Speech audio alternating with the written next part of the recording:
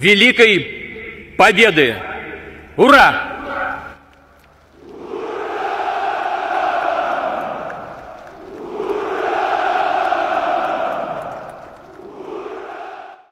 Assalamualaikum warahmatullahi wabarakatuh. Alhamdulillahi rabbil alamin. Wabihi nasta'inu ala umurid dunya waddin. Ashhadu an la ilaha illallah wa ashhadu anna sayyidana wa habibana Muhammadan abduhu wa rasuluh la nabiyya ba'dah. Qala Allah subhanahu wa ta'ala, ya ayyuhalladzina amanu ittaqullaha haqqa tuqatih wa la tamutunna illa wa antum muslimun.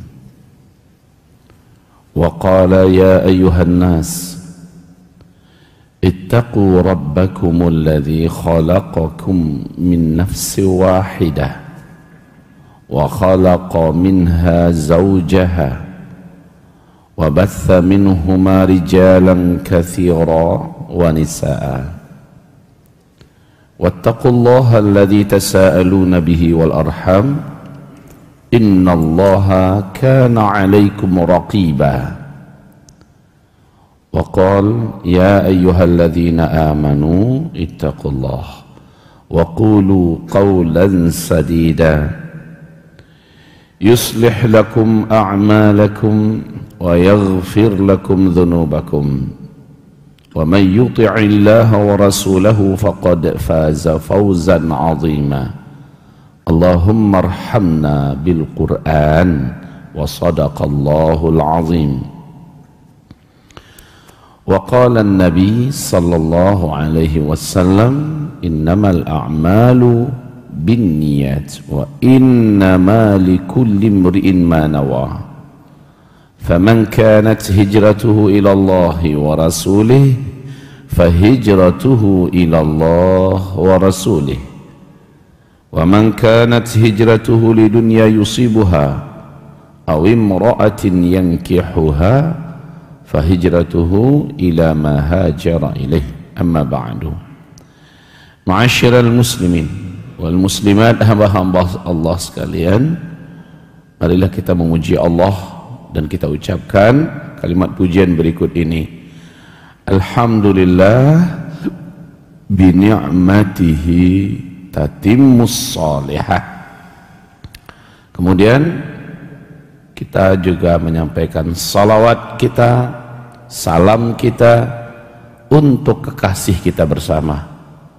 Dia adalah kekasih Allah Rabbul Alamin, Sayyidina Muhammad sallallahu alaihi wasallam. Bapak-bapak dan ibu-ibu, hamba-hamba Allah yang memuliakan, semoga salat subuh kita barusan diterima oleh Allah. Semoga zikir kita, doa kita diijabah oleh Allah. Amin. Hadirin dan hadirat, Imam Al-Mahdi tidaklah akan muncul kecuali dunia dalam keadaan sudah tidak terkendali. Peperangan meledak di mana-mana di seluruh muka bumi. Pertumpahan darah tidak bisa dielakkan. Kezaliman sempurna berkuasa dan tidak ditemukan keadilan di muka bumi. Biaya hidup tidak lagi mampu dipikul. Uang banyak tapi barang tak lagi didapatkan, sehingga seberapapun gaji dan pemasukan, orang tidak menganggap itu berguna lagi, saking langkanya bahan-bahan pokok.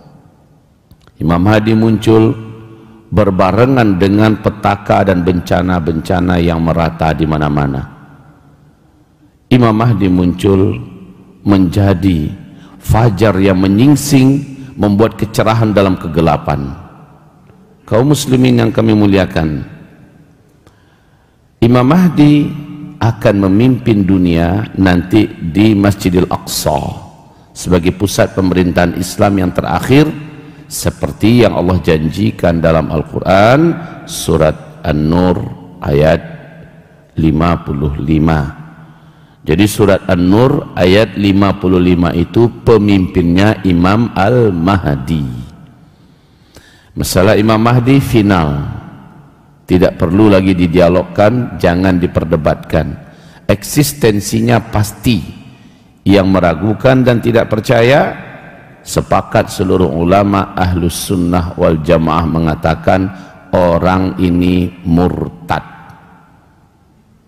Saat Imam Mahdi muncul, kata Rasulullah, thuluthu min ummati, sepertiga dari umatku nanti menolak kehadirannya dan tidak percaya dengan Imam Mahdi itu sendiri, sehingga tidak mau berbaiat dengannya. Mereka telah batal syahadatnya, mereka murtad. Kapankah Imam Mahdi muncul? Imam Mahdi muncul di tengah-tengah peperangan merata di seluruh dunia. Maka dalam kajian kami, Pak, kemunculan beliau insya Allah di Perang Dunia Ketiga. Ini kemunculan beliau di Perang Dunia Ketiga. Sekarang perang yang sedang terjadi di Rusia melawan Ukraina, atau kebalikannya Ukraina melawan Rusia. Perang ini sejatinya adalah perang yang boleh dikatakan perang internal antar sesama negara pecahan Uni Soviet. Kita sudah tahu permasalahannya. Rusia tidak mau kalau Ukraina bergabung dengan NATO. Masalahnya di situ. Sebab jika dibiarkan, ini ancaman yang paling nyata untuk keutuhan Rusia. Sebagaimana ini juga menjadi ancaman untuk blok timur ke depan. Karena musuh sejati dunia belahan timur yaitu Barat. Oleh karena itu Rusia mengatakan, berani bergabung dengan NATO, kami akan sudahi pemerintahan Anda. Namun Vladimir Zelensky ngotot dan tetap menyatakan sikapnya bergabung dengan NATO. Lalu Rusia memberikan pernyataan, siapa saja yang ikut-ikutan dengan urusan saya dengan Ukraina, urusan Rusia dengan Ukraina, berarti dia perang dengan Rusia. Bila kalian menginginkannya, maka kami tidak akan tanggung-tanggung bersikap kepada kalian. Dengan cepat Putin mengatakan, kami tak akan perang dengan Rusia. Setelah teleponan 90 menit antara Vladimir Putin dengan Macron, Presiden Prancis, lalu Macron pun menyatakan pernyataan resminya, kami tidak akan berperang dengan Rusia. Satu persatu negara NATO mengatakan, kami tak akan perang dengan Rusia. Mereka tahu, Pak, Rusia ini bukan Chechnya. Rusia ini bukan seperti Suria, bukan seperti Afghanistan. Rusia ini memiliki segala potensi dan daya. Dan Bapak Ibu sudah tahu, pemilik teknologi alat tempur terbaik nomor 1 di dunia, Rusia.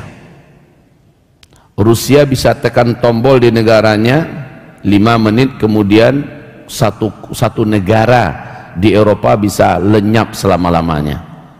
Bom atom kiamat itu Rusia yang punya. Kecepatannya sampai 12.000 km, ke jauh tempuhnya sampai 12.000 km. Maka negeri mana di bumi ini yang tidak akan bisa dijangkau oleh bom nuklirnya Rusia? Dan Bapak sadar, Ibu tahu,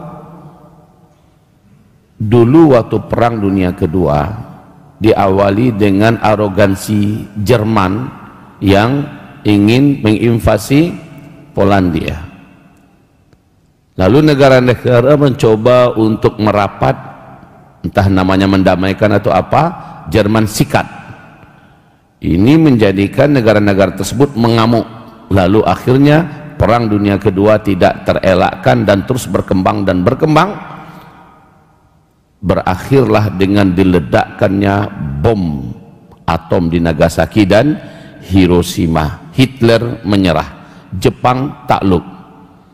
Kaum muslimin yang kami muliakan, itu saat itu bom nuklirnya standar zaman itu, dan bom nuklirnya belum seberapa adanya. Hari ini pemegang bom nuklir di dunia sudah 10 negara, Pak. Amerika Serikat, Rusia, Cina, Turki, India, Pakistan, Iran, Korea Utara, Inggris, dan Perancis.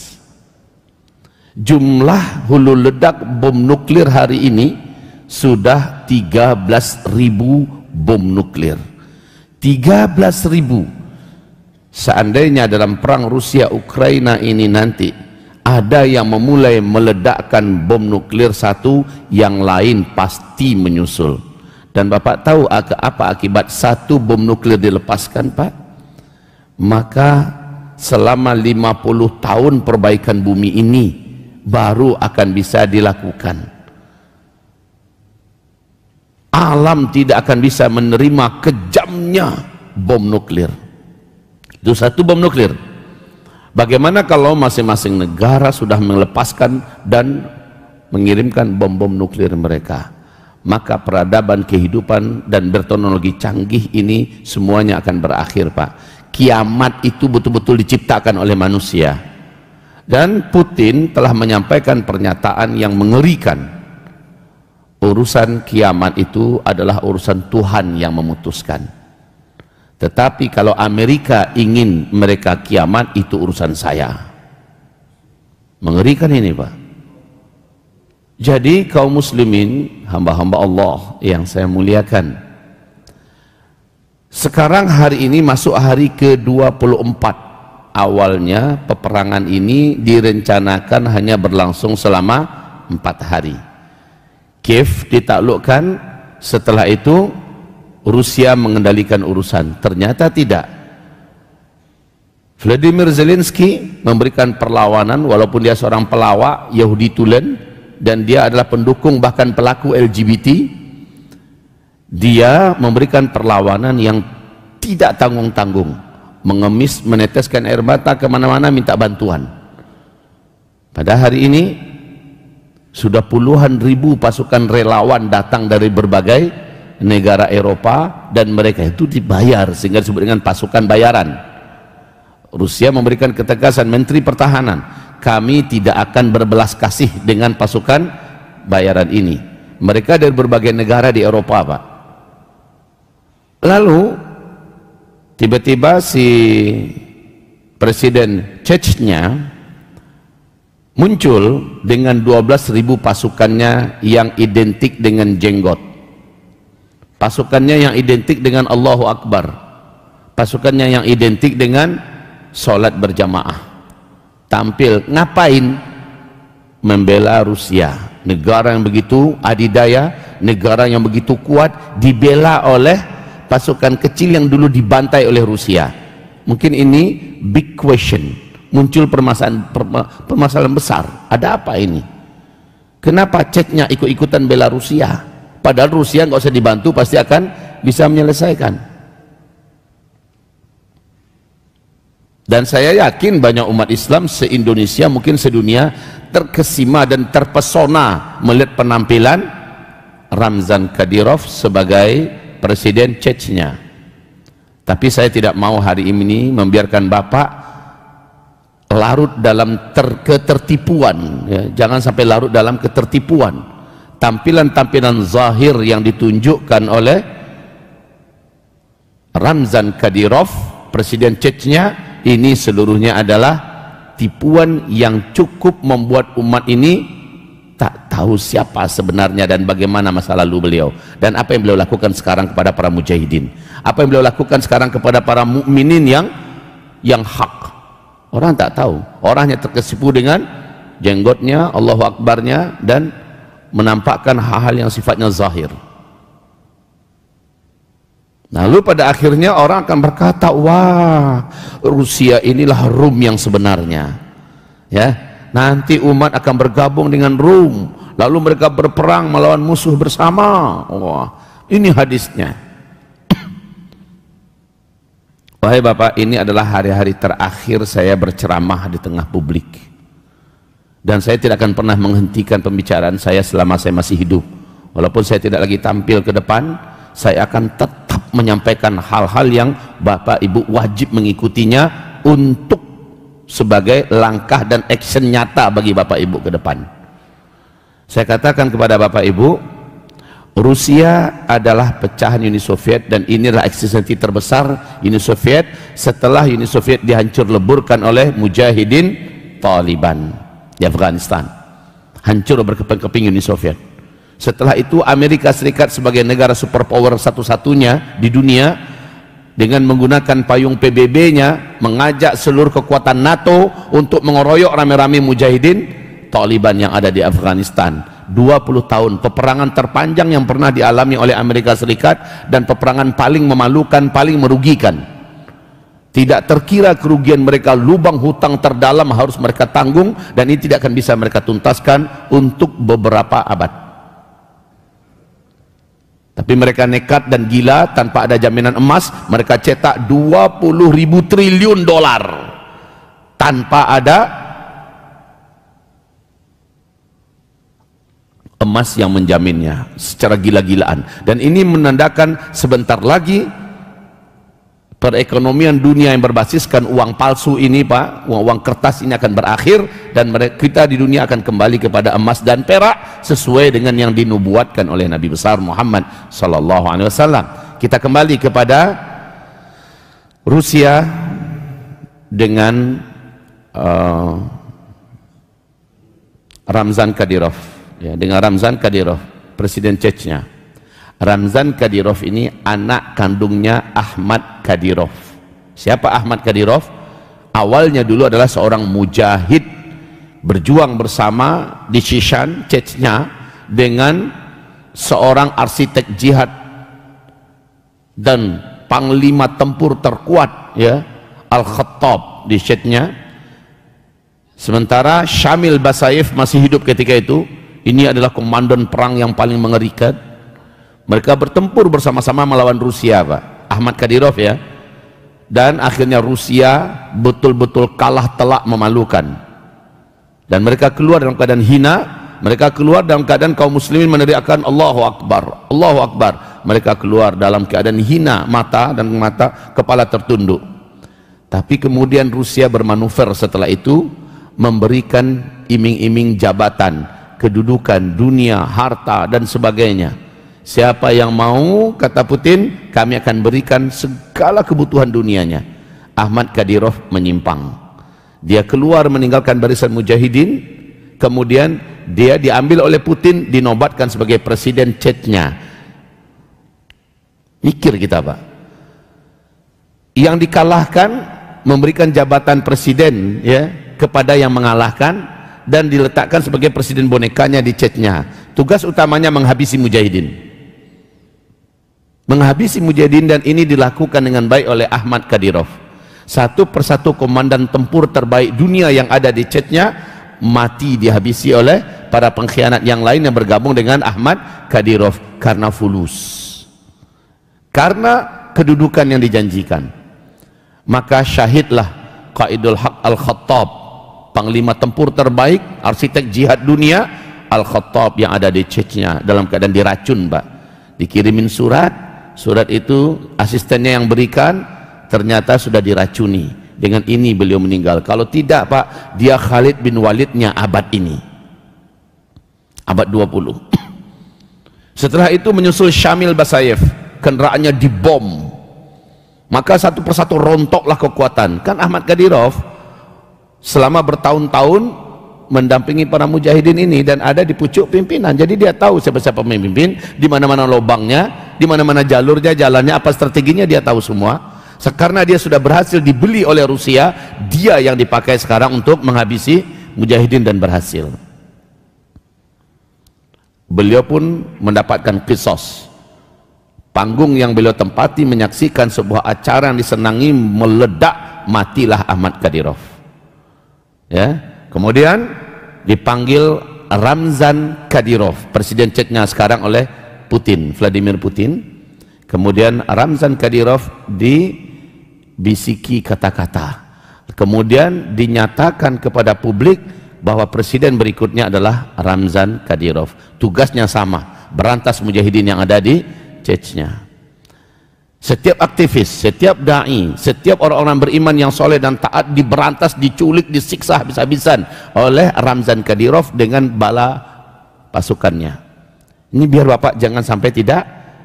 Bapak mau dapat informasi yang kuat, silahkan Bapak buka nanti arrahmah.com, buka, lihat itu bagaimana sejarah mereka ini, Pak. Bagaimana video-video mereka, tahun, tanggal, sumber referensinya bisa didapatkan di sana.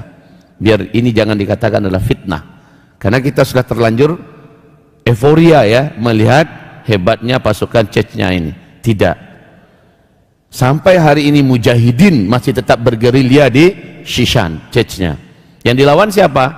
Persis seperti Taliban bergerilya melawan presiden dan pasukan boneka di Afghanistan yang diciptakan oleh Amerika Serikat. Ini yang dilawan oleh para mujahidin hari ini di Chechen, di mana mereka berperang melawan Ramzan Kadyrov dan pasukan bonekanya.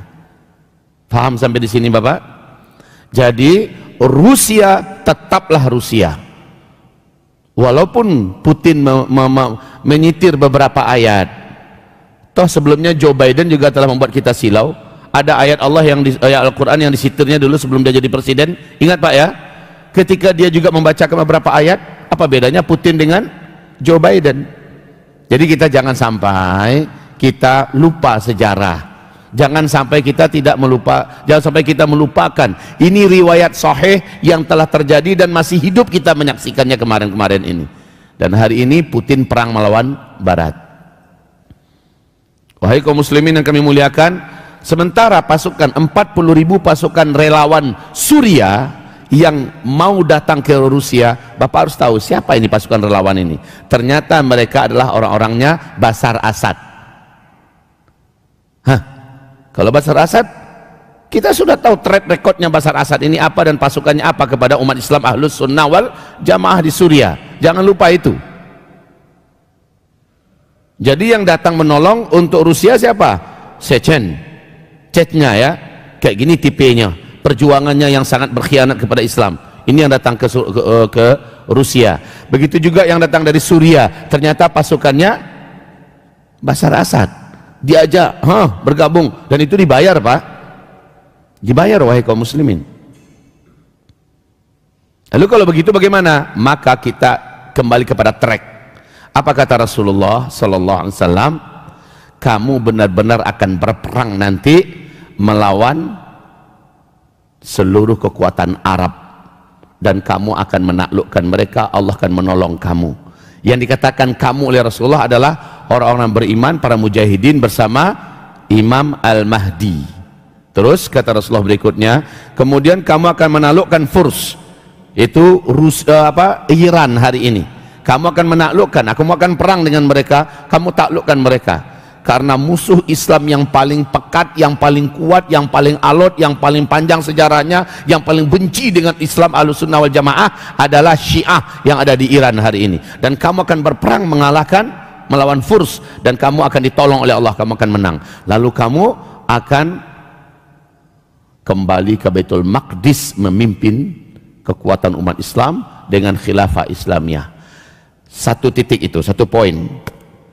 Lalu Barat yang sedang gaduh, yang sedang perang, yang sedang hebat-hebatnya ya dengan Blok Timur, melihat kekuatan nyata sudah muncul di tengah-tengah mereka, yaitu umat Islam, para mujahidin yang dipimpin oleh Imam Mahdi. Maka kata Rasulullah, kamu akan melakukan perjanjian damai dengan Rum.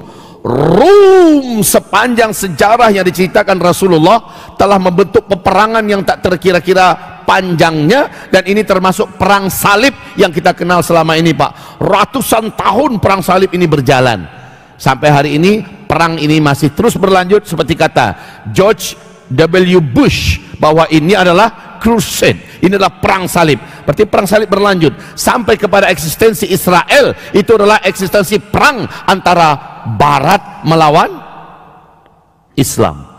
Nah, kalian nanti akan melakukan perjanjian damai dengan mereka. Adanya kalimat perjanjian damai berarti kan umat sedang perang terus dengan mereka ini. Damai dulu, akur dulu sebentar, gencatan senjata, lalu berdamai. Dan kalian akan memerangi musuh bersama di belakang kalian.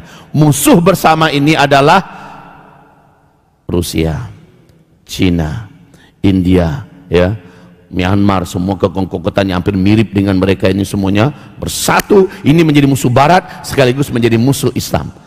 Bapak supaya tidak lupa bahwa kejahatan Uni Soviet atau Rusia ini membantai umat Islam itu sangat-sangat pedih, Pak. Sementara mereka bukan ahlul kitab. Yang ahlul kitab sejati sepanjang sejarahnya adalah blok Barat, Eropa, Amerika. Buya, bukankah hari ini di Rusia banyak orang masuk Islam? Belum apa-apa itu, Pak, dibandingkan dengan di Eropa orang masuk Islam lebih banyak lagi di Eropa. Ya, kalau itu yang mau Bapak tanya. Hari ini orang masuk Islam di Inggris gila-gilaan, Pak. Hari ini orang masuk Islam di Perancis, hari ini orang masuk Islam di Amerika dan sebagainya. Nggak ada apa-apanya, masih jauh tertinggal Rusia. Kalau itu yang mau Bapak tanyakan. Oh, di Rusia kan Kristen Ortodoks, Bu ya. Kristen Ortodoks itu paling dekat hubungan kasih sayangnya dengan Islam. Kita tidak pernah polemik dan tidak pernah berkelahi perang dengan mereka, itu nggak ada, Pak. Tapi umat Kristen yang selalu perang dengan umat Islam adalah Katolik. Ini adalah yang ada di Barat hari ini, Katolik. Protestan kadang-kadang juga ikut nimbrung memerangi umat Islam. Nah, kaum muslimin, peperangan yang selama ini terjadi adalah umat Islam dengan ahlul kitab dari Nasrani Barat. Rum itu adalah Barat, bukan Rusia. Bukan Rusia seperti yang diklaimkan oleh Syekh Imran Hussein. Tetapi tetaplah Barat dalam artian Eropa dan Amerika pada hari ini. Nah, kita nanti akan dirayu oleh mereka karena kita sudah muncul, kekuatan kita begitu nyata, umat Islam para mujahidin. Jadi umat Islam ini jangan Bapak pikirkan Arab, ya. Jangan Bapak pikirkan Arab, umat Islam yang dimaksud Nabi di akhir zaman. Umat Islam yang dimaksud Nabi adalah para mujahidin yang bergabung dengan Imam Mahdi. Dan Imam Mahdi saat itu pasukan utamanya adalah Taliban yang ada di Afghanistan hari ini, serta mujahidin yang ada di Suriah pada hari ini, dan mujahidin Hamas yang selama ini tidak pernah menyerah, selalu memberikan perlawanan dan selalu mereka dimenangkan oleh Allah. Jadi mereka bergabung, inilah kekuatan nyata. Plus ditambah dengan para mujahidin yang akan datang dari berbagai belahan penjuru dunia, termasuk dari Indonesia, akan bergabung nanti dengan Imam Al-Mahdi. Ketika kekuatan umat Islam begitu nyata dan begitu tangguhnya mereka, selama ini mereka bertempur tidak pernah dikalahkan, dan sekarang mereka sudah punya pucuk pimpinan yang terkuat yaitu Imam Mahdi, maka Amerika Eropa melihat layak sekali mengajak ini bergandengan tangan untuk menghabisi musuh bersama. Musuh bersama inilah Cina, India, Rusia dan sebagainya. Ini akan bersatu mereka, Pak, dan kekuatan mereka berhasil dihabisi oleh umat Islam dan Eropa, Amerika. Setelah itu barulah di Amak dan di Dabik di ujung Suriah dekat dengan perbatasan ke Turki, orang salib mengangkat bendera. Ini perang besar, perang dunia ketiga ini adalah salib pemenangnya. Disitulah marahnya tentara Imam Mahdi. Lalu terjadilah pengkhianatan dari pihak Barat. Mereka bunuh orang yang beriman yang berperang bersama mereka. Terjadi perang besar. Itu adalah perang terakhir, perang keempat. Apa kata Albert Einstein, seorang Yahudi, Pak? Dan baru-baru ini Vladimir Putin mengulangi kata-kata Albert Einstein. Apa kata Albert Einstein? Dikatakan kembali oleh Vladimir Putin, jika ini adalah perang dunia ketiga, maka saya akan berikan kepada kalian apa yang dijanjikan. Kalian ingin kiamat, saya akan ciptakan itu untuk kalian. Saya tidak menginginkannya, tapi kalian yang menginginkannya. Maka semua peluru nuklirnya hari ini, Pak, disiagakan menuju kepada negara-negara di Eropa dan bahkan ke Amerika. Ini membuat ketakutan dan ditanggapi serius siaga satu oleh Amerika, Pak. Bapak harus tahu, sampai hari kemarin sudah 100.000 pasukan tempur Amerika Serikat sudah berada di Polandia hari ini, Pak. dengan alat-alatnya, tank-tanknya, dan bahkan kapal-kapal selamnya, kapal tempurnya sudah merapat. Dan 40.000 pasukan NATO sudah ada di Polandia pada hari ini, lengkap dengan persenjataan mereka. Betul-betul perang ini sudah mulai menyeret banyak negara. Saya khawatir Pak, kalau benarlah ini adalah gerbang perang dunia ketiga, maka selamat tinggal kesejahteraan, selamat tinggal segala kemewahan. Kita tidak akan lagi bisa menikmati listrik, kita tidak akan bisa lagi menikmati handphone dengan segala fiturnya, tidak akan ada lagi internet, tidak akan ada lagi sinyal, tidak akan ada lagi berfungsi satelit. Selamat tinggal segala kesejahteraan. Mobil kita hanya tinggal rongsokan yang tidak bisa lagi jalan. Tetap keren, tapi udah nggak ada lagi bahan bakarnya, dan bahkan besi-besinya pun, mesin-mesinnya tidak lagi bisa berfungsi. Kenapa? Gelombang kejut daripada hantaman bom nuklir ini akan menimbulkan gelombang elektromagnetik yang sangat mengerikan, yang menghentikan semua aktivitas dan teknologi. Maka sekarang dengan jumlah hulu ledak bom nuklir yang sampai 13.000 ini akan bisa menjadikan pengganti atau sama posisi kekuatannya dengan hantaman meteor dari ruang angkasa, yang akan menyebabkan teknologi musnah dan dukhon pun muncul. Jadi saya lihat, bila benar perang Rusia Ukraina ini akan menuju kepada perang dunia ketiga, maka demi Allahi, billahi, tallahi, selamat tinggal segala kesejahteraan. Bapak akan memasuki hadis yang katakan Nabi dulu, kalian benar-benar akan kembali seperti zaman sekarang. Kalian akan berperang nanti setelah itu menggunakan pedang, tombak, panah, dan batu. Kendaraan kalian akan kembali kepada kuda. Dan ini disampaikan oleh Vladimir Putin dalam pidatonya, pidato kenegaraannya di tengah-tengah invasinya ke Ukraina. Apa katanya? Saya menyampaikan kepada kalian, bila ini adalah perang dunia ketiga, kata Putin, maka inilah pernyataan daripada Albert Einstein. Einstein adalah seorang Yahudi. Saya tidak tahu kalian nanti berperang dengan apa pada perang dunia ketiga. Senjata apa yang akan kalian pakai dalam perang dunia ketiga? Yang pasti dalam perang dunia keempat, semua kalian sudah berperang dengan menggunakan batu, tombak, panah, pedang, dan kendaraan kalian akan kembali menggunakan kuda. Albert Einstein ini dia baca kitab Pak.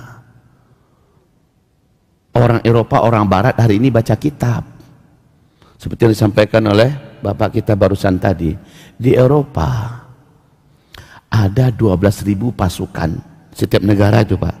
Setiap negara ada 12.000 pasukan elit di bawah tanah, dan pasukan itu bukan latihan ini Pak, latihan tembak dengan senjata canggih, tidak. Mereka memang sudah dipersiapkan untuk perang manual. Latihan mereka luar biasa, kelas ninja, kemampuan pedang mereka, kemampuan bela diri tangan kosong mereka.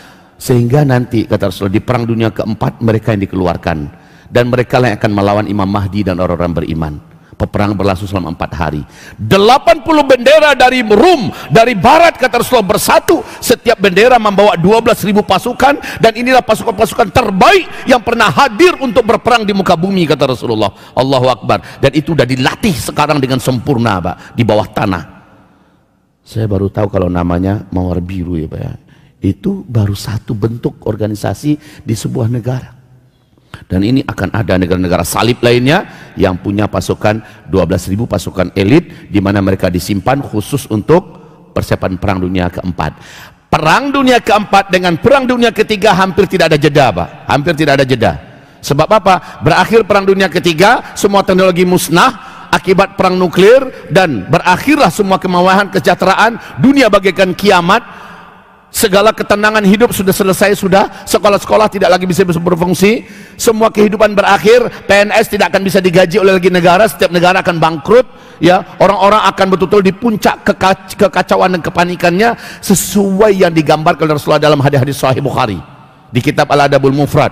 Dan kelaparan akan merata di seluruh dunia. Kaum muslimin yang kami muliakan, saya betul-betul tidak berharap perang Rusia dan Ukraina ini menuju perang dunia ketiga. Tetapi menurut analisa dari Bosman Mardigu, beliau menyampaikan berbagai peluang menuju kepada perang dunia ketiga lebih banyak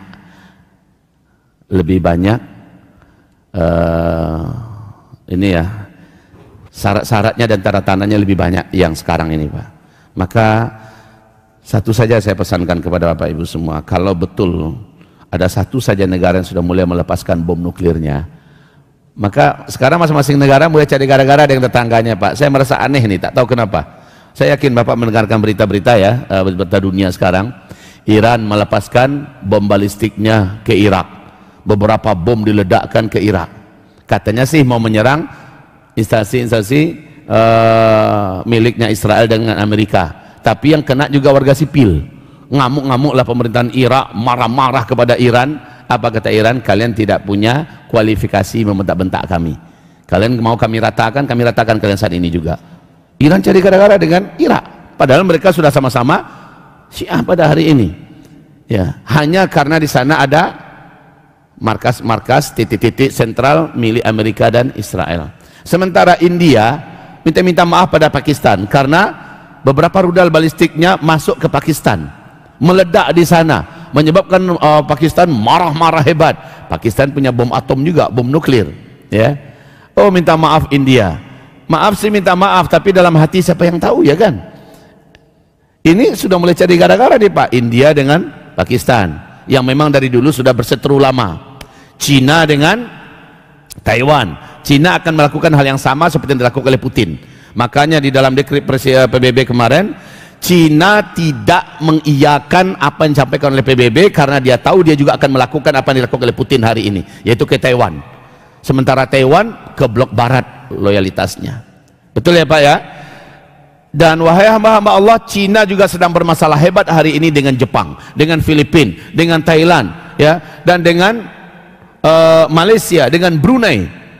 Cina cuma tidak punya masalah dengan Indonesia. Bapak tahulah kenapa? Cina aman-aman aja dengan Indonesia, Pak. Cina punya polemik. Sementara Bapak tahu di Suriah hari ini masih berlangsung pertempuran. Di Palestina masih berlangsung pertempuran.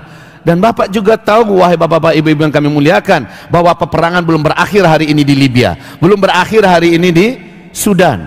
Negeri-negeri dan negara-negara sudah mulai panas semuanya, Pak.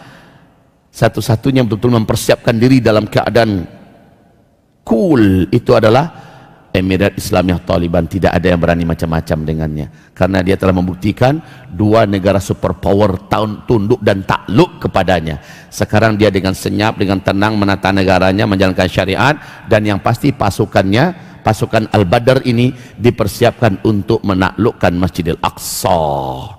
Mereka nanti yang akan bersatu dengan mujahidin Suriah, mujahidin Hamas, ya, Taliban ini, lalu memerdekakan Masjidil Aqsa. Dalam hadis sahih Muslim, nanti di tengah kecamuk perang dunia, kalian akan menaklukkan Al-Aqsa. Kalian akan menaklukkan Al-Aqsa. Bila Al-Aqsa ditaklukkan, kalian akan mendengarkan khilafah Islamiyah nanti diumumkan di sana, diumumkan di Masjidil Aqsa. Wahai Bapak Ibu, maka dengan kemenangan Afghanistan kemarin melawan Amerika dan NATO, ya, kemenangan ini adalah awal menuju penaklukan Baitul Maqdis, karena cita-cita mereka yang terbesar, hari ini kami bebaskan Afghanistan, esok kami akan bebaskan Baitul Maqdis Al-Aqsa. Maka kaum muslimin yang kami muliakan, jika demikian, ini sudah serentak semua berjalan ini kalau begitu. Perang dunia ketiga on the way, sementara penaklukan Al-Aqsa tak lama lagi, ketika seluruh perhatian dunia terpusat ke sana, seketika semua energi Amerika yang sudah ujung-ujungnya, Pak. Sekarang ini energi Amerika itu sudah ujung-ujungnya. Kalau jadilah perang melawan Rusia, Amerika takkan kuat. Walaupun secara jumlah, baik jumlah pasukan dengan jumlah senjata, Amerika lebih unggul, akan tetapi segi kekuatan dan maknawiyat perang, Amerika sudah rontok. NATO juga sudah kelelahan yang panjang melawan Taliban selama ini. Tapi mereka dengan sisa tenaga ini mereka gabungkan untuk melawan Rusia saja, mungkin masih bisa. Tapi kalau Cina sudah bergabung pula dengan Rusia, dan itu pasti, karena Rusia barusan ini sudah melakukan kerjasama kontrak militer, bersekutu, beraliansi untuk menyerang Barat, untuk menghancurkan Barat. Tamat sudah. Apalagi India nanti yang memiliki juga militer dengan kekuatan persenjataan yang tidak terkira. Mereka memiliki bom nuklir, gabung pula dengan blok timur. Selesai sudah, Pak. Ini musuh Islam semua dan juga musuh Barat. Maka satu-satunya solusi Barat merayu Islam yang sudah eksis dalam bentuk khilafah di Baitul Maqdis untuk sama-sama perang melawan Timur. Baru peperangan ini akan menjadi seru dan hebat. Setelah itu kita yang ada di Indonesia ngapain? Kan ini pertanyaan kita sekarang. Kita yang ada di Indonesia ngapain? Bapak mau ngapain besok nih? Zikir. Subhanallah walhamdulillah. Gitu Pak. Saya bukan meremehkan zikir. Zikir amalan pribadi. Zikir memberatkan timbangan amal soleh kita di hari kiamat. Tapi apakah menghadapi permasalahan global yang akan berdampak kepada kehidupan kita secara serius di sini selesai dengan zikir? Tidak. Bapak mesti tahu kapan terakhir saya ceramah di sini, Pak. Kapan saya terakhir ceramah di sini, ada yang ingat tidak ya? Sebelum Covid atau bagaimana? Sebelum Covid, berarti dah 2 tahun. Sampailah ya. Waktu itu saya sampaikan, sekarang kita mainkan papan tulis sedikit ya. Baik. Ibu-ibu bisa nggak papan tulis kita? Kayaknya enggak ya. Ibu dengarkan saja dengan seksama, karena kita akan menjawab nanti apa yang harus kita lakukan di Indonesia dari sekarang. Dan ini nggak boleh nunggu-nunggu lagi. Bukan waktunya Bapak nunggu-nunggu dan melihat keadaan saya istikharah dulu, tidak. Dengan tegas saya katakan sekarang, bukan lagi waktunya Bapak nunggu-nunggu. Saya istikharah dulu, saya pikir-pikir, tapi harus action. Terserah Bapak. Setelah itu, setelah saya menegaskan begini, Bapak tetap wait and see, itu terserah Bapak. Tapi jangan lagi menyesal bila Bapak sudah terlambat melakukan action, padahal sekarang masih ada waktu. Tapi nanti bila Bapak sudah melalaikan ini, barulah Bapak percaya ketika Jakarta sudah tidak bisa lagi dikendalikan, ketika keramaian ini dalam kelaparan sudah menjadi brutal, ketika kehidupan sudah tidak lagi bisa diharapkan ya, maka baru Bapak akan melihat kemana saya, apa yang saya buat. Terlambat kalau iya sekarang, Pak. Karena ini sekali lagi persiapan kita. Andai kata peperangan Rusia dengan Ukraina ini telah menyedot negara-negara barat dan telah menyedot perhatian dunia dan bahkan sudah mulai mempengaruhi ekonomi dunia, maka ini akan lebih hebat lagi ke depan, Pak. Oke, mari kita lihat ke papan tulis kita. Bismillah.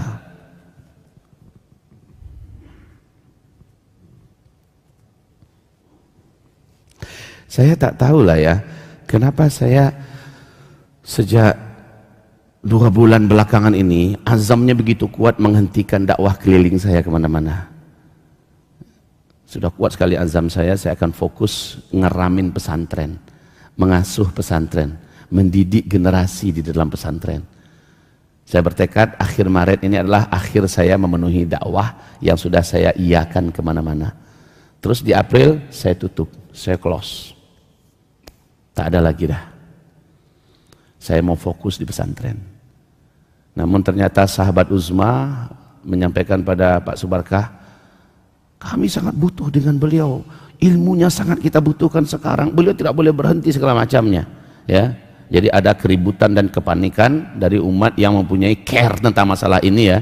Lalu saya katakan, baiklah Pak Barkah, sekarang begini aja, paling banyak itu pun kalau terpaksa sekali sebulan saya penuhi undangan, tapi saya batasi kalau iya di Jabodetabek saja ya, di Jabodetabek saja. Silakan Pak Barkah yang mengatur jadwalnya.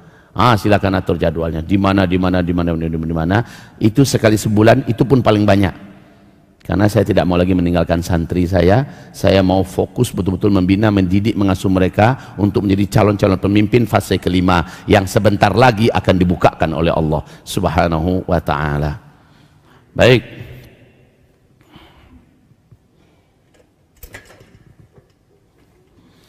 Ini mungkin ke depan kalau boleh saya usul, kelas masjid yang semewah ini harusnya whiteboardnya juga dibuat seimbang, keren, besar. Jadi ulama, syekh, ustadz, doktor, siapa saja yang datang kemari tampilannya tambah gagah di masjid yang begini hebat ya. Kalau sekarang ibarat saya naik kuda nih, badan saya besar, gemuk, kudanya kuda poni. Jadi hilang wibawanya. Saya ada ngisi di masjid Jami' Tigo Baleh Bukit Tinggi, Pak. Rutin ya. Masjid itu Kalau dilihat mungkin 2 kali atau 3 kali inilah besarnya masjid ini. Itu termasuk masjid terbesar di Bukit Tinggi. Nah, saat saya mulai rutin ngisi di sana, Pak, mereka buat papan tulis yang cantik, memang cantik, puas kita. Masjid ini aja jadi, apalagi hanya sekedar papan tulis yang sebesar itu. CT amat itu insya Allah. Yang penting sekarang kita nulis. Ada berapa fase kita, Pak, kata Rasulullah? Ada berapa fase kita? 5 fase. Jangan lupa ini ya. Sejak saya diutus, kata Rasulullah, ini star. Sejak umur Nabi Muhammad 40 tahun beliau dinobatkan oleh Allah sebagai Nabi dan Rasul. Kalian semua akan menjalani 5 fase. Fase pertama, ini lamanya 23 tahun. Fase nubuah, yang memimpin umat adalah Nabi. Setelah itu Nabi meninggal, masuk fase kedua.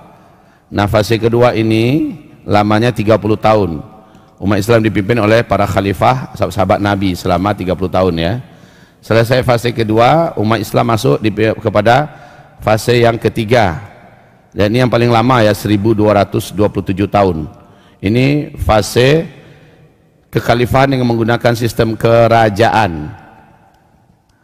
Dan ini sudah berakhir dengan runtuhnya khilafah Islamiyah Al-Uthmaniyah di Turki pada tanggal 3 bulan Maret tahun 1924. Ini sudah selesai ini.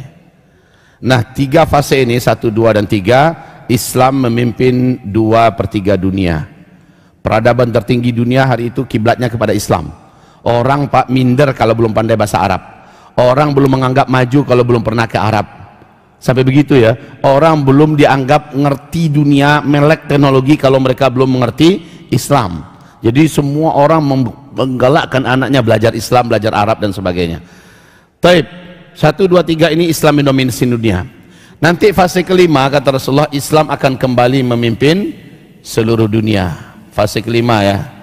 Ini fase kelima, Islam akan kembali memimpin seluruh dunia dengan sistem khilafah, konsep kenabian, persis seperti fase kedua. Jadi fase kelima persis banget dengan fase kedua. Kaum muslimin, ini juga disebutkan Allah dalam Al-Quran, Quran surat 24 ayat 55. Berarti ini dalam Al-Quran ada, di hadis ini ada. Sekarang setelah khilafah Islamiyah Al-Uthmaniyah runtuh, kita berada di fase tergelap. Kan itu yang kita bahas dulu ya, fase terburuk, fase yang paling penuh ujian. Fase ini fase keempat, yaitu fase kediktatoran. Ciri khas fase ini, Islam tidak memimpin, dan para pemimpin di negeri Islam adalah orang-orang yang bengis, orang-orang yang jahat dan kejam kepada Islam dan ulama.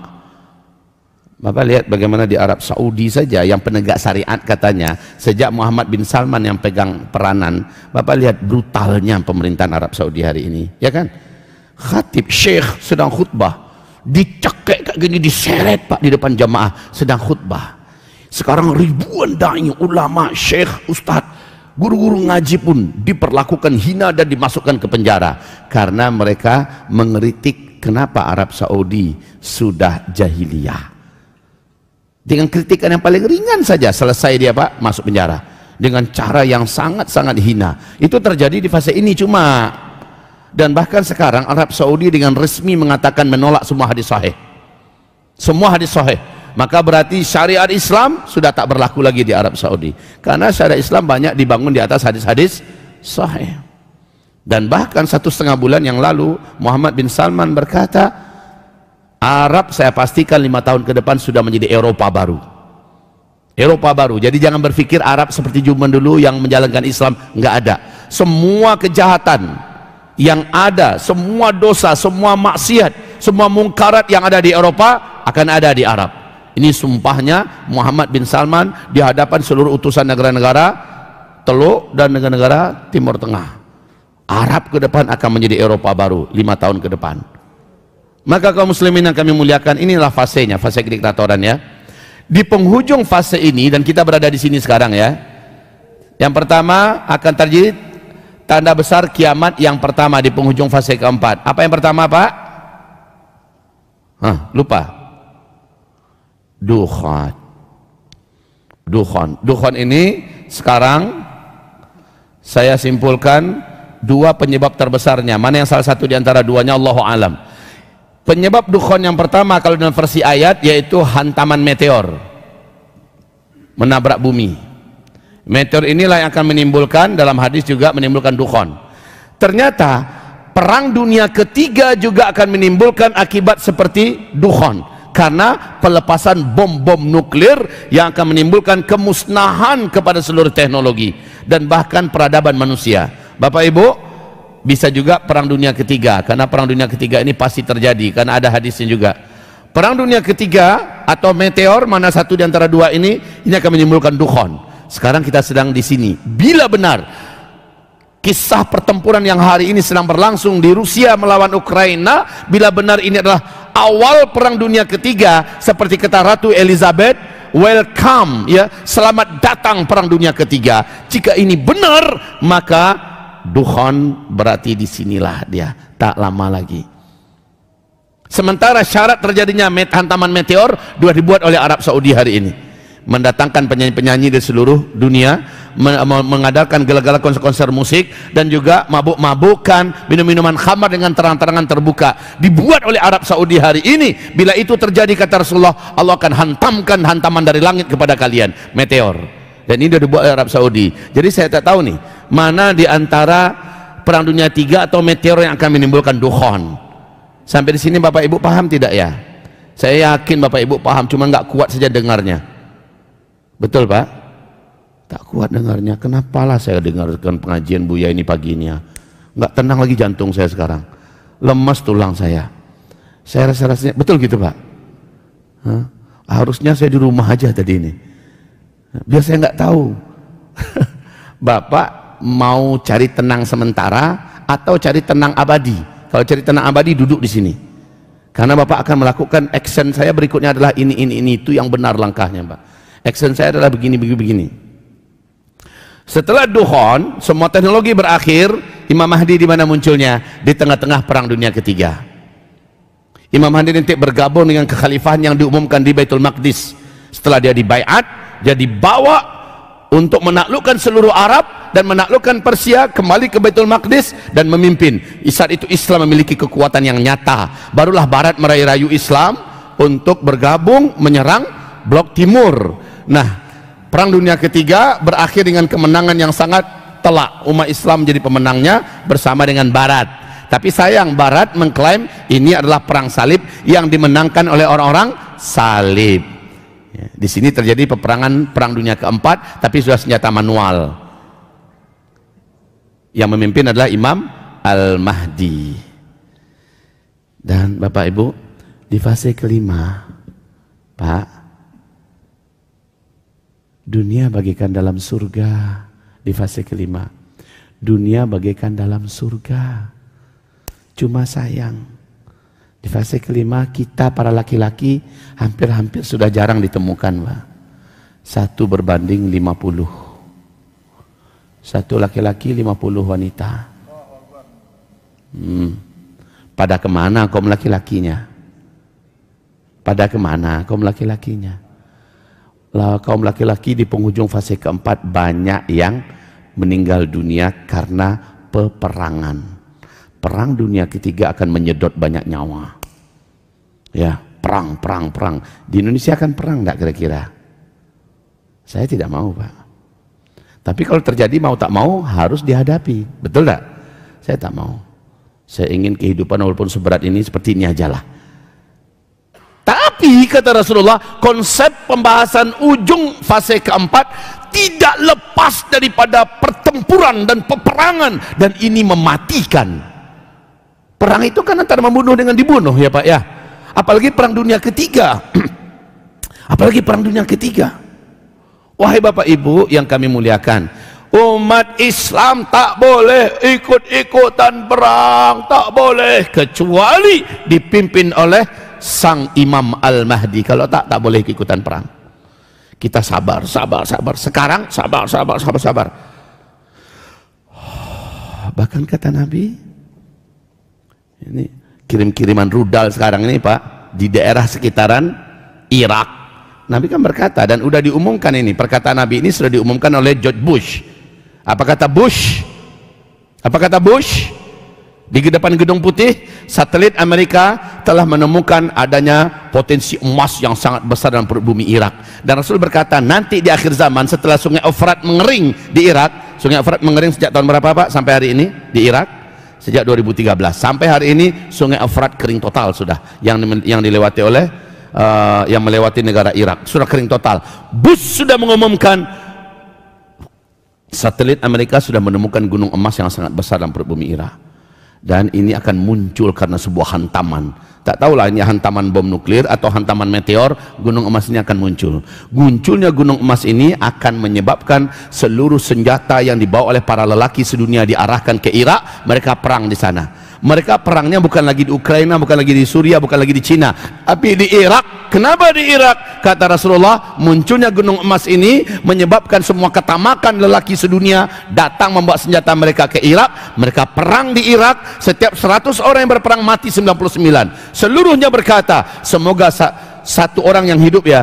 Seluruh mereka berkata, semoga satu orang yang hidup itu sayalah orangnya. Bapak bisa bayangkan betapa banyak jumlah laki-laki yang akan mati di penghujung fase keempat. Bisa bayangkan Pak, mungkin yang tak akan ikut perang adalah yang memang betul-betul jalannya udah kayak gini. Ini nggak bisa ikut perang nih, udah kayak gitu jalannya, atau ini nggak bisa nih.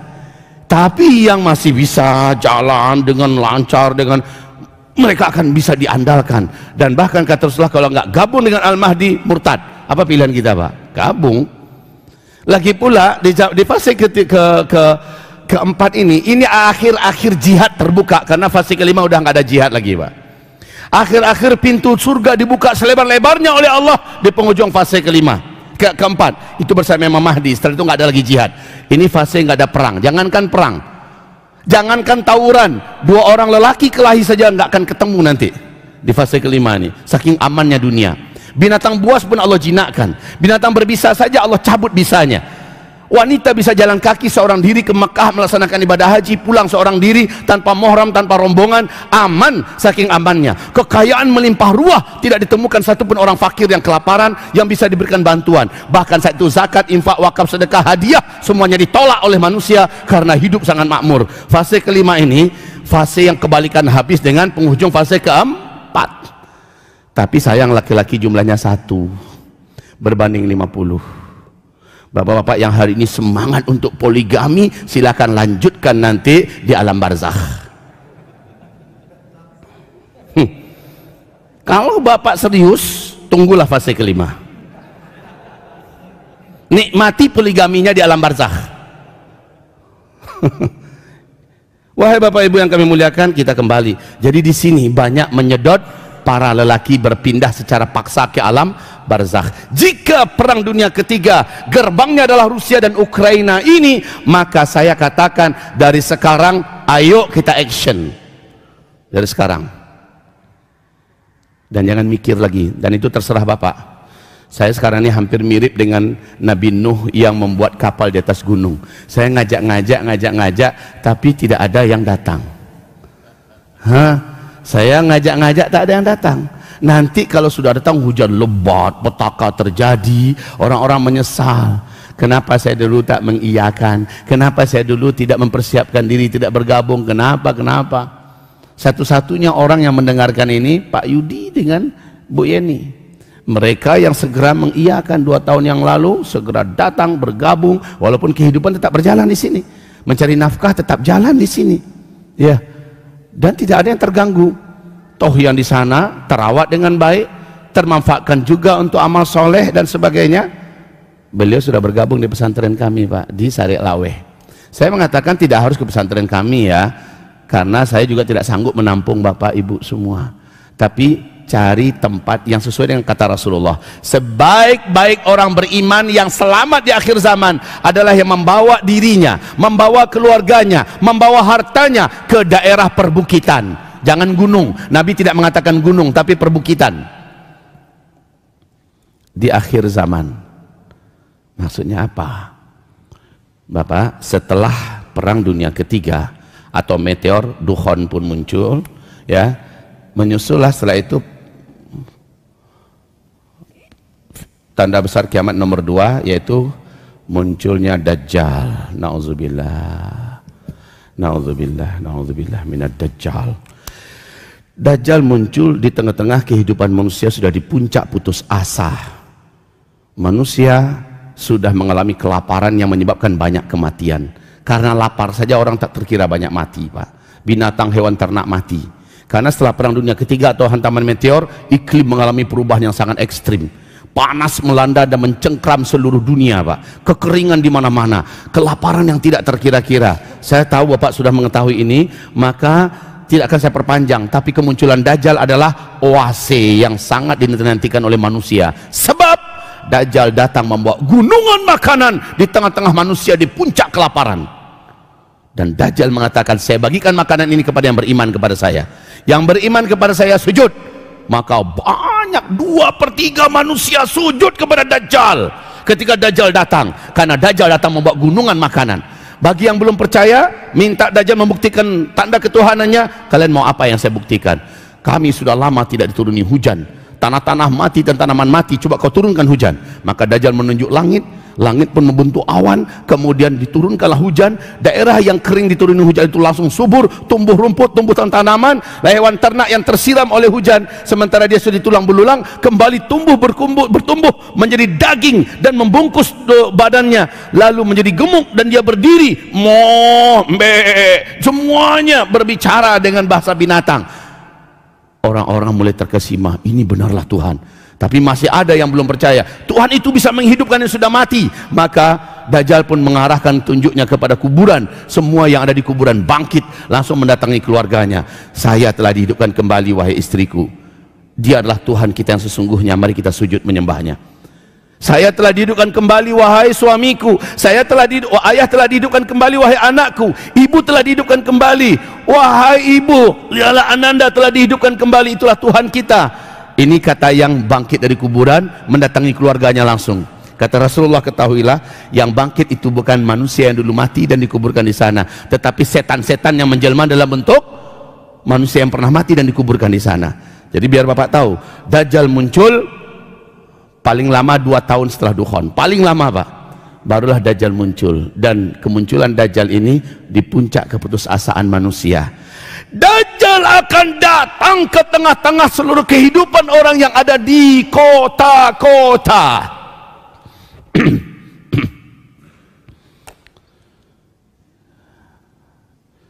Saat Dajjal memasuki kota-kota, mayoritas penduduk manusia yang ada di kota-kota itu sujud menyembah Dajjal, kecuali orang-orang beriman yang tegas untuk mengurung dirinya dalam rumah, mengurung istrinya dan anak-anak gadisnya, anak perempuannya, diikat mereka dan seterusnya. Mereka lah yang selamat dengan membaca surah Al-Kahfi sampai Dajjal pergi. Kalaupun lalu lalang antek-antek Dajjal, kaki tangan Dajjal, tentara Dajjal, pengikut Dajjal mencari orang-orang untuk diseret ke depan Dajjal, rumah orang beriman yang ditutup pintunya, ditutup jendelanya, dan di rumahnya diikat kepada ibu-ibu dan wanitanya, baca surah Al-Kahfi, rumah itu akan digaibkan oleh Allah sehingga tak nampak oleh pasukan Dajjal ini. Seperti Allah menggaibkan pemuda Kahfi dalam perut gua. Walaupun lalu lalang orang mencari mereka tak nampak, maka yang melakukan ini di akhir zaman Allah akan lindungi dia. Pertanyaan saya adalah, wahai Bapak Ibu, kenapa Dajjal cuma datang ke kota dan Dajjal tak mau datang ke desa-desa? Karena pengumuman kedatangan Dajjal itu telah diumumkan secara sempurna dan utuh oleh antek-antek kaki tangan dan tim sesnya Dajjal itu beberapa waktu sebelum Dajjal datang. Dajjal akan datang, akan masuk. Ini kota apa namanya kita? Cirebon, Cibubur, ya. Cibubur ini kota kan? Ya. Desa. Kelas kayak gini masih dikatakan desa. Kalau Jabodetabek seluruhnya ada kota, ya enggak apa-apa. Desa jadilah desa. Saya terima aja, enggak apa-apa. Biar aman, enak makan paginya setelah ini. Bapak Ibu, mau desa, Dajjal ketika datang di tengah alun-alun di pusat kota, langsung orang-orang yang ada di dusun-dusun, di kampung-kampung, di desa-desa, termasuk dari Cibubur ini, akan sampai ke titik di mana Dajjal akan muncul. Ngapain mereka? Untuk mendapatkan makanan dan menyaksikan ketuhanannya Dajjal. Wahai Bapak Ibu, kenapa Rasulullah menyuruh kita jauh dari kota? Pertama, di kota kehidupan yang super panik dalam kelaparan, orang akan brutal, gelap mata Pak. Tetangga-tetangga yang tidak beriman akan nggak peduli, dia akan bunuh sana, bunuh sini, rampok sana, rampok sini untuk mendapatkan makanan. Sekarang minyak aja baru sedikit kasusnya udah panik apa orang sekarang, ya Pak ya? Duit masih ada nih. Sekarang nanti Pak, duit emas pun segini-gini emasnya, Bapak mau beli makanan, tak ada makanan, itu tuh masalahnya. Apa makan minum kami saat itu ya Rasulullah? Untuk orang beriman, makan minum mereka hari itu adalah zikir. Berkat iman dan amal soleh mereka di masa-masa tenang, saat mereka berzikir di masa lapar, zikir itu akan mengenyangkan mereka. Tapi cuma orang beriman yang zikirnya bisa mengenyangkan itu. Orang-orang awam coba berzikir tambah litaknya, bakal tambah lapar dia. Jadi Bapak, kita kembali kepada pembahasan kita. Kenapa? Jadi nanti ketika Dajjal masuk kota, kaki tangannya berkata, Tuhan, sesungguhnya ada suatu kampung di daerah perbukitan Anu yang hidup mereka sekarang ini subur, makanan mereka terjamin, air mereka mengalir, tapi isinya semua adalah orang-orang beriman yang tidak percaya dengan Engkau. Dajjal berkata, tunjukkan saya tempatnya. Ditunjukkan, Dajjal pun menawarkan diri, sayalah Allah yang selama ini kalian sembah. Apa kata orang-orang beriman di kampung itu? Tidak, demi Allah, engkau adalah Dajjal dan kami tidak beriman dengan engkau. Dajjal pun mencak-mencak, mengamuk dan hentakkan kakinya ke tanah. Dajjal pergi dalam keadaan kesal. Ada kampung orang-orang beriman isinya. Apakah itu enggak isyarat Pak? Dan mereka di daerah perbukitan. Apakah itu enggak isyarat isinya itu?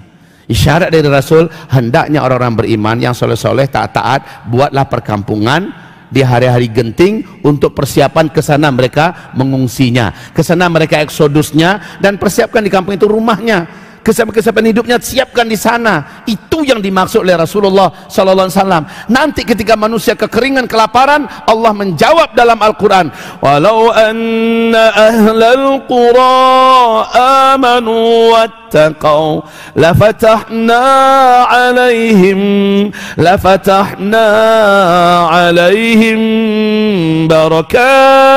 barakatin minas samai wal walakin kadzabu fa akhadnahum bima kanu yaksibun. Kalaulah penduduk kampung-kampung, qura itu jamak dari qaryah itu kampung. Kalau kota Madinah bahasa Arabnya, ya. Kalaulah penduduk kampung-kampung kumpul semuanya orang-orang beriman di dalamnya, wattaqau, dan mereka semuanya menjalankan agama Allah di dalam kampung itu, la fatahna alaihim barakat minas sama'i wal ard, pasti rezeki melimpah dari langit kami turunkan, dari bumi juga kami munculkan untuk kawasan kampung itu. Apakah ini bukan juga sebuah petunjuk yang nyata? Kenapa saya ngajak Bapak Ibu yuk gabung dulu ya, kalau sekarang saya nggak ngajak lagi. Yang mau silakan, tapi saya nggak ngajak. Tafadhol, datanglah. Kang Usep, mana Kang Usep di sini? Ada Kang Usep. Ini Kang Usep. Capek apa Kang Usep mempublikasikan? Capek beliau mengajak. Ayo sekarang saya katakan, Kang, biar yang beriman saja yang datang, nggak usah kita publikasikan. Udah dikapling-kapling oleh beliau. Ibarat Allah yang kami muliakan. Udahlah, saya katakan, Allah akan pilih hamba-hambanya saja yang akan gabung dengan kita. Tugas kita udah selesai. Saya udah nyampaikan pada umat, dan umat sudah tinggal memilih. Sekarang bukan lagi mikir, tapi langsung buat. Kalau masih memikir, tafadhal, nggak ada masalah.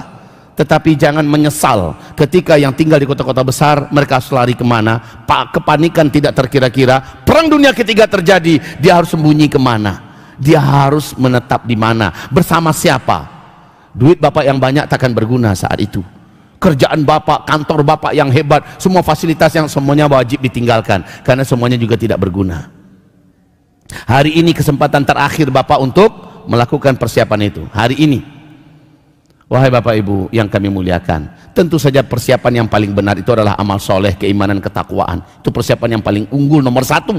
Tetapi setelah itu persiapan fisik, tentu saja Bapak tidak boleh mengabaikannya. Seperti saya mengajak, sekarang Pak, uang dolar dicetak gila-gilaan, Eropa euro dicetak gila-gilaan, uang-uang dicetak oleh Cina gila-gilaan. ini masa-masa terakhir, nanti uang kertas tidak akan berguna lagi, dicampakkan, orang kembali kepada emas dan perak. Hari ini Bapak masih ada waktu untuk membeli emas, beli, simpan, sebagian besarnya simpankan kepada Allah Subhanahu wa taala. Simpanan itu di saat genting hidup kita bisa diminta, ya Rabb, cairkan sedikit dong simpanan saya, selamatkan saya dan keluarga saya. Itu bisa, Pak. Bisa Bapak minta. Bapak masih ingat 3 orang lelaki yang terkurung dalam gua? Tabungan mereka simpankan kepada Allah, mereka sebut, ya Allah tolong kami hari ini ya Rabb. Dicairkan oleh Allah, Pak. Terbuka, mereka semuanya selamat. Jadi tabungan kita bukan hanya kita nikmati di akhirat saja. Wahai Bapak Ibu, kita nikmati juga di kehidupan dunia ini di saat genting. Maka perbanyaklah tabungan. Sekarang tiap acara galang dana, tiap acara galang dana. Padahal itu cara Allah untuk Bapak memperbanyak tabungan akhirat. Tapi sayang, makin ke sini dari angkanya ancak-ancak bagus-bagus menjadi semakin kecil. Padahal harusnya firman Allah surah Ali Imran ayat 134, dalam keadaan sempit pun dia tetap menunjukkan gagahnya, dia menabung kepada Allah Subhanahu wa taala. Itulah ahlul jannah, ahli surgaku. Baiklah Bapak Ibu yang kami muliakan, 5 menit yang lalu saya sudah dikasih kode bahwa waktu akan habis untuk kita menyampaikan kajian. Ya, baik Bapak Ibu, insya Allah saya tidak akan menzalimi Bapak Ibu yang sudah berencana buat aktivitas ini dan itu. Sekarang Bapak Ibu lakukanlah hal terbaik dan jangan lagi menunda-nunda. Tidak baik menunda-nunda. Yang terbaik itu adalah Bapak persiapkan komunitas Bapak, silahkan buat. Yang dari Lampung, buat di Lampung komunitasnya sekarang. Buat orang-orang beriman di Lampung, kumpul di Lampung semuanya, jauh dari kota, jauh dari gunung, jauh dari tepian laut. Itu yang harus prioritaskan. Dan buatlah rumah di situ, buat rumah-rumah, kemudian angkat seorang pemimpin di sana, angkat seorang pemimpin di situ. Siapa pemimpinnya? Ulama. Minta seorang ulama ada di tengah-tengah komunitas Bapak. Ya, yang tinggal di Palembang lakukan hal yang sama, yang tinggal di Aceh lakukan hal yang sama. Dan maaf ya, saya kurang merekomendasikan Jawa. Terserah Bapak tersinggung atau tidak. Kenapa? Jawa begini sempit dan begini banyak kehidupan manusia yang akan saling berlomba. Bahkan kalaupun mereka dengar kampung, mereka akan serang kampung itu demi bisa mendapatkan kehidupan. Kalau di Jawa banyak orang-orang yang campur aduk, imannya nggak jelas. Ya, kalaupun Bapak akan pilih juga Jawa betul-betul yang daerah hutan, Pak. Tapi jangan tinggalkan kota, hiduplah normal di kota dulu. Udah benar-benar meledak bom nuklir, Bapak tinggal gabung di tempat yang sudah Bapak siapkan. Paham sampai di sini? Kota jangan ditinggalkan. Aktivitas Bapak, usaha, dagang, bisnis, segala macamnya jangan ditinggalkan. Rutinitasnya dikerjakan terus. Tapi kalau bom nuklir sudah diledakkan satu, yang lain menyusul, Bapak sudah tahu kemana Bapak harus merapat. Di situ sudah ada rumah Bapak. Di situ sudah ada orang-orang beriman yang juga punya kekeplingan, sudah ada rumahnya. Cuma saya sayangkan juga ya, ajakan saya ini dimanfaatkan oleh beberapa oknum untuk mengaruk keuntungan dunia. Mereka bisnis lalu tipu rakyat, sampaikan lalu tipu kaum muslimin. Ini yang saya sedihkan ini. Mereka jadikan pengajian ini untuk cari duit, bukan untuk menyelamatkan iman dan agama di akhir zaman. Ini yang saya pedihkan itu, Pak. Baik, demikian saja tausiah saya di pagi hari ini. Sekarang sebelum kita berdoa, saya sampaikan satu hal yang urgen kepada Bapak Ibu semua.